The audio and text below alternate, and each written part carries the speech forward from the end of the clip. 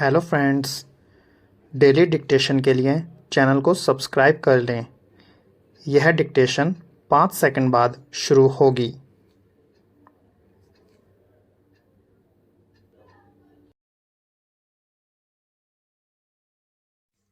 Start. मनुष्य का मन बड़ा ही विचित्र होता है।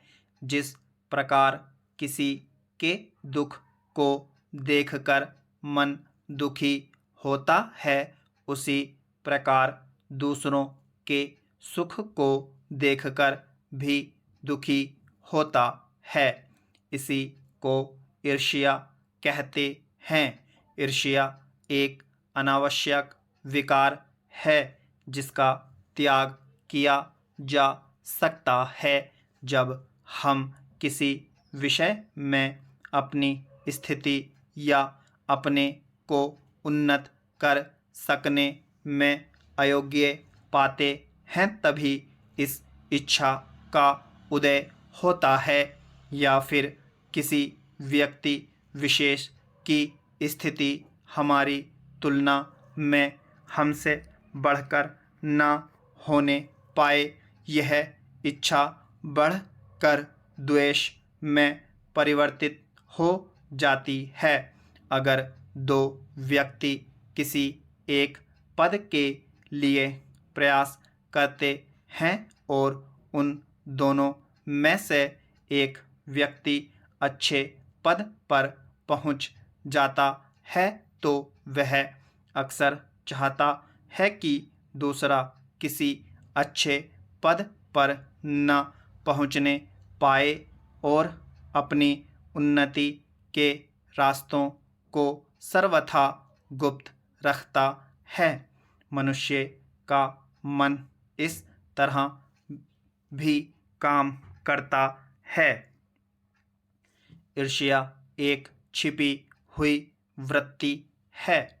इसे धारण करने वाला इंसान भी कभी स्वीकार नहीं कर पाता कि उसे किसी से ईर्ष्या है। वह प्रत्यक्ष रूप से लोगों के सामने कभी नहीं दर्शाता है, न ही इसका कोई बाहरी लक्षण दिखाई पड़ता है।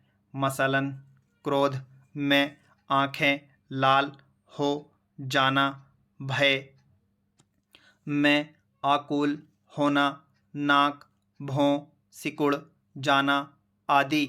ईर्ष्या इतनी कुत्सित वृत्ति है कि सभा समाज, मित्र मंडली, परिवार में, एकांत कोठरी में कहीं भी स्वीकार नहीं की जाती। लोग अपना क्रोध, भय, लोभ और यहाँ तक कि घृणा करना भी स्वीकार कर लेते हैं, पर ईर्ष्या करना आमतौर पर स्वीकार नहीं करते, क्योंकि स्वयं लोगों को भी नहीं लगता कि वह ईर्ष्या वृत्ति से ग्रसित हैं। हालांकि ईर्ष्या करने का परिणाम अक्सर निष्फल ही जाता है। अधिकतर तो जिस बात से हम सब ईर्ष्या करते हैं वह ऐसी बात होती है जिस पर हमारा तनिक भी बस नहीं चलता। जब अपनी स्थिति में मनोनुकूल परिवर्तन करने की सामर्थ्य नहीं है, तब हम दूसरों की स्थिति में कहाँ परिवर्तन कर सकते हैं। जितनी जानकारी हमें अपनी स्थिति के बारे में होती है, उतनी दूसरी की स्थिति के बारे में नहीं होती। जबकि परिवर्तन करने के लिए पूर्ण रूपेण किसी वस्तु के बारे में जानना, परिचित रहना आवश्यक है। इसलिए इसका सबसे अधिक कुप्रभाव अपनी कार्यक्षमता और मनोस्थिति पर पड़ता है। ईर्ष्या में क्रोध का भाव भी मिला करता है, बल्कि इससे ग्रसित व्यक्ति क्षमताओं से संपन्न व्यक्ति को अवसर आने पर बिना किसी अन्य कारण के भी दुर्वचन कह बैठते हैं।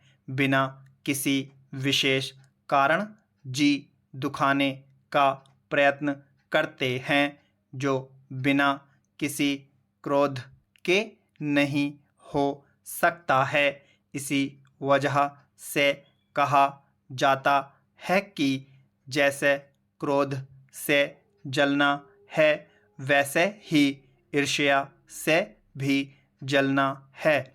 साहित्य के शब्दों में क्रोध और ईर्ष्या के संचारी रूप में समय समय पर व्यक्त होता हुआ देखा जाता है। अभिमान के भीतर हर घड़ी अपनी प्रशंसा कराने का अवगुण होता है और ईर्ष्या उसकी सहगामिनी होती है। स्टॉप।